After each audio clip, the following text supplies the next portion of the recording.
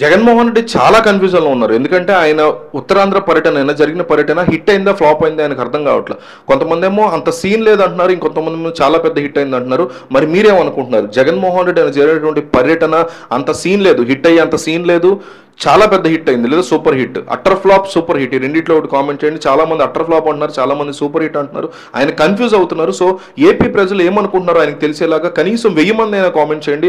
ఆయన వరకు వెళ్ళేలా చేస్తాను ఈ వీడియో, ఆయన కామెంట్స్ చూసేలా చేస్తాను. సో మిస్ అవ్వకుండా కామెంట్ చేయండి. నిన్న జరిగినటువంటి ఉత్తరాంధ్ర పర్యటనలో వైసీపీ విజయ దుందుబి భోగించబోతోంది 2029 ఎలక్షన్లో. దానికి ఇదే తార్కాణం అంటూ వైసీపీ కానీ, వైసీపీ అనుకూల సోషల్ మీడియా కానీ, వైసీపీ అనుకూల మీడియా కానీ చాలా స్ట్రాంగ్గా కాన్ఫిడెంట్గా చెప్తున్నారు నేను వచ్చినటువంటి జనాన్ని చూసి. ఎందుకంటే ప్రైవేట్ మెడికల్ కాలేజీలను చేయడం, ప్రభుత్వ మెడికల్ కాలేజీలను ప్రజలు ఎంతగా అన్యాక్సెప్టెన్స్లో ఉన్నారు, ప్రజలు ఎంతగా దీనికి వ్యతిరేకంగా ఉంటున్నారు అనే దాన్ని చూపించడానికి క్లియర్ కట్ ఎగ్జాంపుల్గా చెప్పుకోవచ్చు ఈ జనాన్ని చూసినప్పుడు అని చెప్తున్నారు.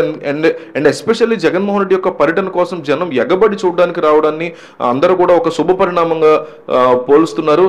ఈ క్రమంలో కోటి సంతకాల సేకరణ అనేటువంటి కొత్త ఉద్యమాన్ని జగన్మోహన్ రెడ్డి శ్రీకారం చుట్టారు. ఇది అసలు ఎవరు ఎక్స్పెక్ట్ చేయనటువంటి ఒక out of the ground biggest sixer కొట్టారు జగన్మోహన్ రెడ్డి ఈ నిర్ణయంతో అని వైసీపీ అనుకూల మీడియా చాలా స్ట్రాంగ్గా జగన్ పొగుడుతోంది. ఎందుకంటే వస్తారు, ఏదో మాట్లాడతారు, వెళ్ళిపోతారు అనుకున్నారు, కానీ కోటి మంది సంతకాలు సేకరిస్తే మాత్రం కోటి మంది యాక్సెప్టెన్స్ ఉన్నట్టుగా అనిపిస్తుంది దాంట్లో.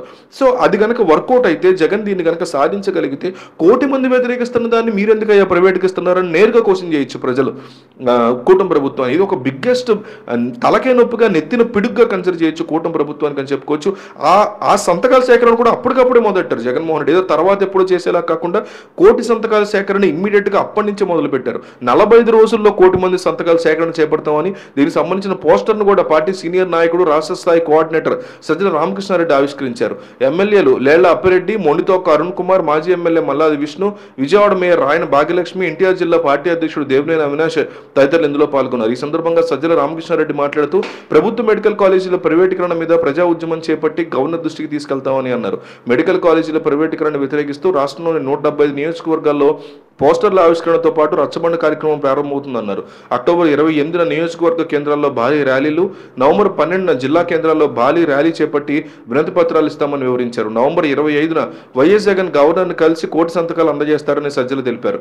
మేధావి వర్గాలు, ప్రజా సంఘాలు, వివిధ రాజకీయ పార్టీల సంతకాల సేకరణలో పాల్గొన్నానని విజ్ఞప్తి చేశారు. 100 ఏళ్లలో కేవలం 12 మెడికల్ కాలేజీలు ఉన్నాయని, తమ ప్రభుత్వం 5 ఏళ్ల పాలనలో వైఎస్ జగన్ 17 మెడికల్ కాలేజీలకు శ్రీకారం చుట్టారని గుర్తు చేశారు. వాటిల్లో 5 మెడికల్ కాలేజీలను పూర్తి చేశారని, మరో 3 నిర్మాణం తుది దశకు చేరుకుందని అన్నారు. మెడికల్ కాలేజీల మీద చంద్రబాబు కుట్రలను అడ్డుకట్ట వేసే బాధ్యతని తాము తీసుకున్నామని సజ్జలు పేర్కొన్నారు. ఇందులో భాగంగానే జగన్ నర్సీపట్నంలో పర్యటించారని వ్యాఖ్యానించారు. దేశంలో సూపర్ స్పెషాలిటీ డాక్టర్ల కొరత ఉందని, తమ ప్రభుత్వ హయాంలో దీన్ని తీర్చడానికి ప్రయత్నం చేశామని చెప్పారు. పేదల కళ నిజమవుతున్న సమయంలో ప్రభుత్వ మెడికల్ కాలేజీని ప్రైవేటు పరం చేస్తున్నారని, దీన్ని తిప్పి కొట్టాల్సినటువంటి అవసరం ఎంతైనా ఉందని ఆయన వ్యాఖ్యానించారు.